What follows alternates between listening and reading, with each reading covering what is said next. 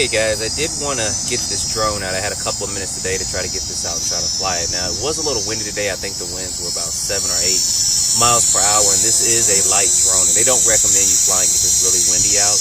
It wasn't too bad. I mean, it kind of blew periodically, but you guys see this here. So I was actually able to test some of the functionality of it and test the 180-degree turn, which worked good too. And then I'm flying it here on speed 1. It does have 2 speeds to it. So this is speed 1. I think later on I may have did speed 2. And then I also was able to get a little footage of the camera working and stuff. So that's what you kind of see there in the right-hand corner is that footage from that. And I think I almost hit myself right there. See, I'm trying to dodge it as I was bringing it to me, which was kind of funny and fun.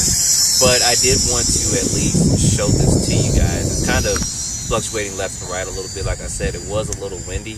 Especially in this area that I'm at, it's kind of closed off and kind of wind just kind of traps in on you right there. But I did want to show this to you guys. Didn't have any problems or anything with getting it set up. It was pretty simple and easy to get this functioning and to get it up and flying. I think that for the price point, it's probably going to be good, a good starter or flyer drone, but it's not a commercial type drone, and they don't advertise it as a commercial type drone or a drone for doing like commercial work. So kind of flew away there in a second ago, then I kind of got it back to me.